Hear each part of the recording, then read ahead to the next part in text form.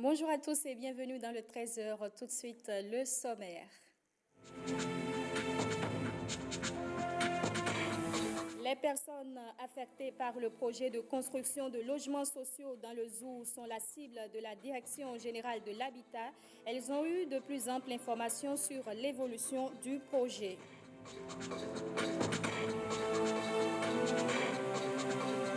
Les cotonculteurs peuvent désormais mieux utiliser les tiges. Ils viennent de recevoir une formation grâce au projet Vaticop.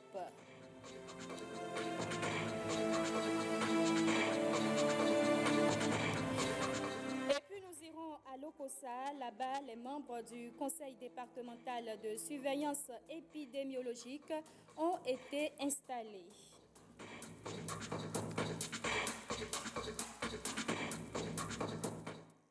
Audience à la Cour constitutionnelle, le président de la Haute Autorité de l'audiovisuel et de la communication était ce matin au cabinet du président de la Cour constitutionnelle. Joseph Djogbenou et Rémi Prosper Moretti se sont entretenus pendant environ une demi-heure avant de se quitter. Rien n'a filtré de leurs échanges. La Direction générale de l'Agence nationale du domaine et du foncier a organisé à la préfecture d'Abomey une séance de sensibilisation à l'endroit de certains propriétaires terriens.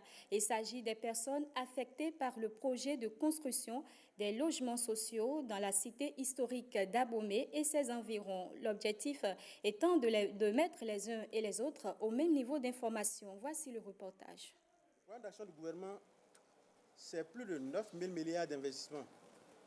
C'est également la réalisation d'infrastructures majeures. Ils ont tous répondu présents à cette séance de sensibilisation sur le processus d'expropriation dans le cadre de la réalisation des logements sociaux dans la commune d'Abomey et ses environs. Les personnes affectées par le projet prennent ainsi connaissance des différentes étapes à suivre concernant les enquêtes commodo et incommodo. Les enquêtes commodo et incommodo consistent en fait à faire l'affichage de toutes les données qui ont été collectées sur le terrain. Parce que quand les consultants sont arrivés sur le terrain, ils n'ont pas forcément trouvé tout le monde. Il y a des informations qu'ils n'ont pas pu avoir. Comme le projet s'étend à cheval sur plusieurs arrondissements et plusieurs communes, la commission a retenu de faire cet affichage dans les mairies d'Abomey et d'Agbanizou et dans les arrondissements de Adénigon, de Djegbe et de Zouzoumé. Il se pourrait que ce soit des observations simples du genre on a mal écrit votre nom, il faut le signaler. Il se pourrait qu'on a mal relevé votre superficie, votre parcelle c'est peut-être 300 mètres carrés et on a mis peut-être 150, il faut le signaler. Autant d'observations à relever et à signaler pour des éventuelles corrections avant le démarrage effectif des travaux. Sur la première phase de 12 849 logements à réaliser, 50 logements seront réalisés sur le site dont nous lançons les enquêtes de commodo et incommodo à partir de lundi prochain. C'est un site d'environ 30 hectares sur lequel les travaux de logement seront réalisés. Il s'agit des logements de type F4 constitués de 3 chambres et 1 salon avec les commodités garage et toutes les commodités requises. Dès lundi prochain, je vais déployer les équipes sur le terrain là. Gare à ceux qui vont se hasarder à commencer par mener des actions pour dire on va empêcher les gens de le faire. Ils me verront sur leur chemin. C'est pourquoi je vous ai rappelé les principes. Que la terre appartient d'abord à l'État. Vous êtes des présumés propriétaires. Si vous avez des problèmes à poser, posez-les suivant les règles de l'art. Les enquêtes commodo et incommodo sont prévues pour durer 30 jours. Les personnes affectées par le projet sont donc invitées à se conformer à la réglementation en vigueur pour éviter d'éventuels désagréments. La transformation post-récolte des tiges ne sera plus un problème pour les cotonculteurs. Ils viennent de recevoir une formation grâce au projet Vaticop. Voyons le reportage de Bertin Adimi et de Judikaël Aina.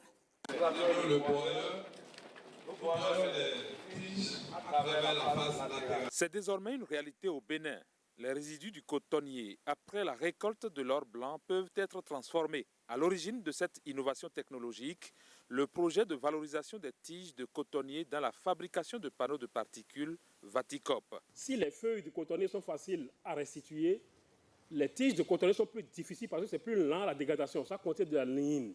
Ces tiges-là peuvent être broyées et être utilisées soit seules, soit en combinaison avec les sciures de bois pour faire ce que nous appelons les panneaux de particules, des matériaux composites qui rentrent dans la fabrication de beaucoup d'objets que nous côtoyons tous les jours. Soutenu par l'Union économique et monétaire ouest-africaine et le CORAF, les instituts de recherche agricole du Bénin, du Togo et du Mali franchissent ainsi un pas de géant dans la gestion post-récolte des tiges du cotonnier. Nous avions par le passé l'habitude de brûler des tiges de coton. Non seulement on perdait de la matière,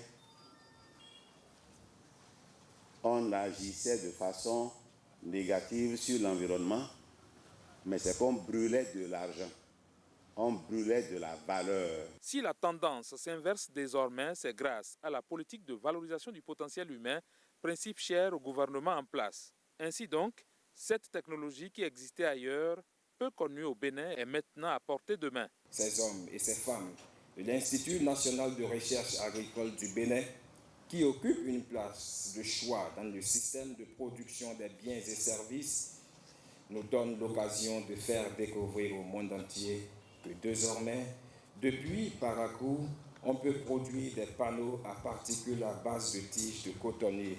La préservation de l'environnement, l'existence de sources additionnelles de revenus aux paysans, autant d'impacts que le Vaticop offre aux différents acteurs. Un paysan qui a produit du coton sur 10 hectares, si seulement, il peut récolter les tiges sur 2 hectares et le vendre, il aura gagné. Lui-même verra s'il faut faire un autre entretien pour que ces cotonniers se portent mieux, pour avoir un port végétatif plus important, pour gagner non seulement en capsules et en coton-graines, mais aussi en matériaux pour faire d'autres aménagements. À la fin de sa mise en œuvre, l'évaluation du projet de valorisation des tiges de cotonnier dans la fabrication de panneaux de particules présente un bon indicateur. L'unité pilote installée à Parakou et qui revient au Bénin doit à tout prix connaître une mise à échelle couplée de la diffusion de la technologie, exige le ministre de l'Agriculture au nom du gouvernement du président Patrice Talon. Saisie de plusieurs camions contenant des noix de karité dans l'Atakora d'Onga, l'exportation de noix de karité par voie terrestre est en effet interdite et le service des douanes et droits indirects de l'Atakora d'Onga compte appliquer cette décision à la lettre. Calvador Arwanou et Monel Benameto pour plus de détails. Plus de 40 tonnes de noix de karité arraisonnées. Les saisies ont été faites à Porga, Sonaoulou et Tanguieta. Le premier chargement de minibus a quitté Ouaké ici pour Séméré. Donc les agents composés de douaniers et de militaires qui étaient postés à des endroits stratégiques donnés sur la voie ont pu quand même arraisonner le premier véhicule en question. La deuxième saisie, j'ai été informé par mes agents positionnés à Anoum. C'est environ à 11 km d'ici. Disant qu'un camion est en train de vouloir décharger son chargement de noix de karité dans un magasin. Saisi également à Préqueté, comme l'explique le receveur des douanes de ce poste. Le samedi 14 septembre dernier, dans la matinée, le service de circulation de la brigade a intercepté le 2 camions sur une des pistes menant vers le Togo. et avec à bord 122 sacs de graines de karité pour un poids total de près de 15 tonnes. Dans quel cadre s'inscrivent ces opérations? Les autorités ont instruit l'administration des douanes pour qu'une lutte soit engagée contre les différents délinquants qui s'adonnent à cette pratique-là. Et d'ailleurs, dans ce cadre, les instructions ont été données également aux autres forces, à savoir l'armée de terre, la police républicaine, pour qu'ils appuient la douane. Et pour cela, il y a une feuille de route qui a été rédigée, il y a des résolutions qui ont été prises et l'armée de terre, la police est présente au niveau des différentes frontières des départements de la Takora-Donga pour appuyer la douane béninoise pour cette lutte-là. L'exportation par voie terrestre des noix de karité est interdite en République du Bénin. Les contrevenants s'exposent donc à des sanctions. Ces contrevenants encourent une peine allant de 2 à 5 ans d'emprisonnement et ils encourent également une amende variant entre 2 à 4 fois l'équivalent de la valeur de la marchandise. Indépendamment de ce fait, il y a des confiscations qui frappent le moyen de transport, les objets ayant servi à masquer la fraude et j'en passe. Mettre un terme à l'exportation par voie terrestre des noix de karité, c'est contribuer à une plus grande mobilisation des fonds publics, a rappelé le chef service d'intervention rapide à Takora-Donga des douanes et droits indirects. Les membres du conseil départemental du Mono de la lutte contre le VIH, la tuberculose, le paludisme, les infections sexuellement transmissibles, les hépatites et les épidémies ont officiellement pris fonction. C'était au cours d'une cérémonie sobre présidée par le préfet du Mono, Ghislain Koguet, Olviga Messan.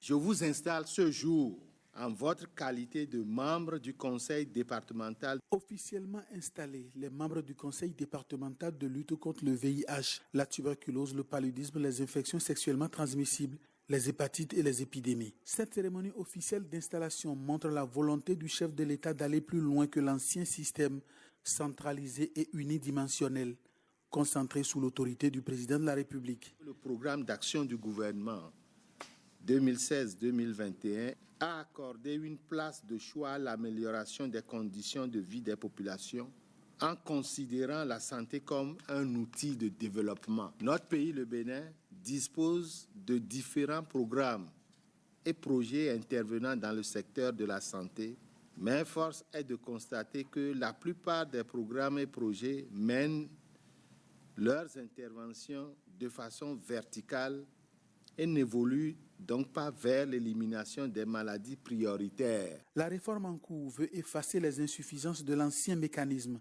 en élargissant les attributions du Conseil national de lutte contre le sida. Jusque-là, le Conseil national était juste dirigé contre le VIH-Sida, mais on s'est rendu compte que tout ce qui existait comme programme de lutte, alors que ce soit contre l'infection à VIH-Sida, que ce soit contre la tuberculose ou le paludisme, chaque programme fonctionnait de manière verticale. Donc il fallait mettre les différentes ressources en synergie. Puisque toutes ces actions sont dirigées à l'endroit de la même personne, la population, qui est au cœur du développement. Donc c'est le même individu qui bénéficie de toutes ces actions. C'est pour cela, c'est pour coordonner toutes ces actions que les attributions du CNLS ont été élargies au paludisme, à la tuberculose, aux hépatites, aux infections sexuellement transmissibles et aux épidémies. Patrice Talon, pour impacter toutes les couches de la société et réussir la veille, décentralise le Conseil. Le besoin de la décentralisation est venu du besoin d'impliquer les communautés à la base.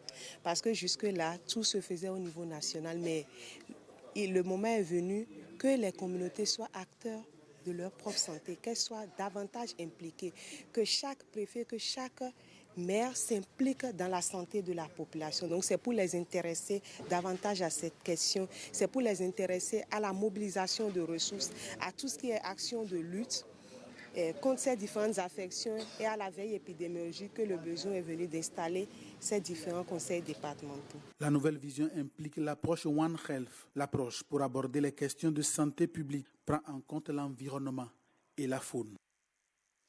Le monde entier a célébré ce 21 septembre la journée mondiale de la salubrité. Le Bénin n'est pas resté en marge de cet événement planétaire organisé dans plusieurs communes du pays à travers des campagnes de nettoyage. À Kandi, dans le département de la Liborie, vous allez le voir, jeunes et autorités politico-administratives sont sortis pour assainir la ville. Reportage signé Alessia Sogba et Shamsuddin Baghiri. World Cleanup Day, journée mondiale de la salubrité, n'est pas passée inaperçue dans la commune de Kandi. Les jeunes de cette cité se sont mobilisés pour assainir leur cadre de vie. Nous sommes venus ici pour la journée mondiale du nettoyage. Nous sommes là pour pouvoir instruire, pour pouvoir éduquer notre population, nous aussi, de cette journée, une importance capitale pour nous.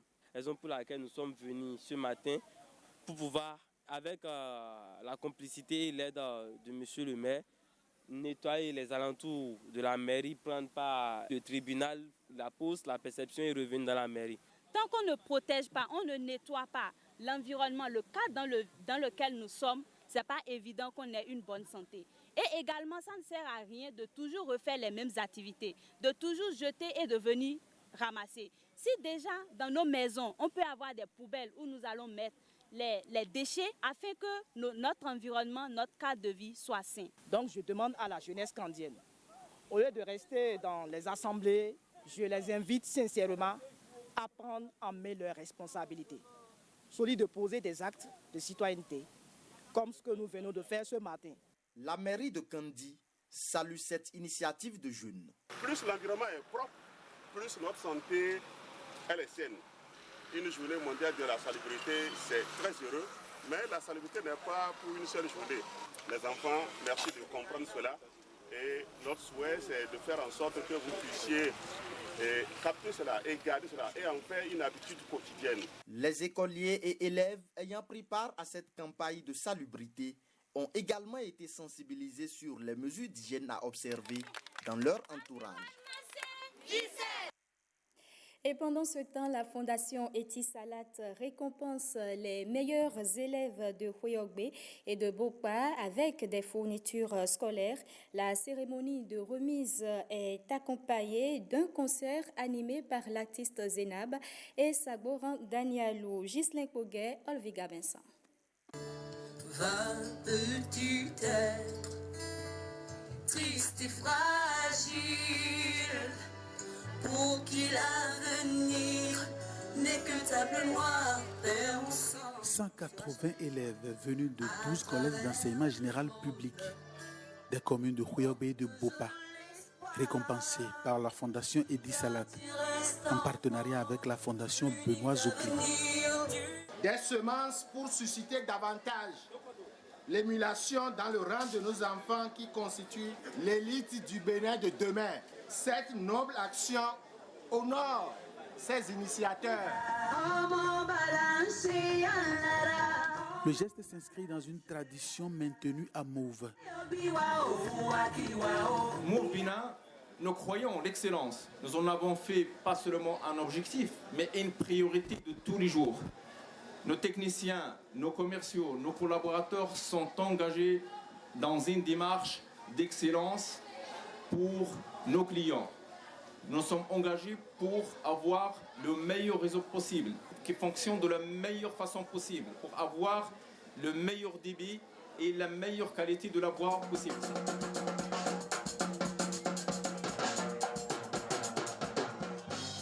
Le concert live donné à l'occasion en l'honneur des élèves récompensés les réjouit et il remercie.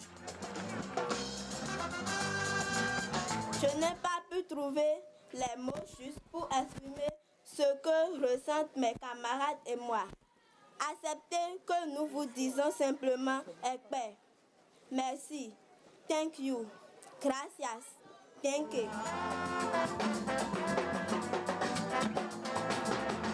Sur le fond de la percussion de Danielou Saboran, les différents intervenants tour à tour ont insisté sur la persévérance, la générosité dans l'effort et la recherche permanente de l'excellence. C'est musicalement que la rossignole Yoruba et le rugby national. Pour clôturer la cérémonie, on fait un plaidoyer pour la scolarisation des filles, de toutes les filles béninoises.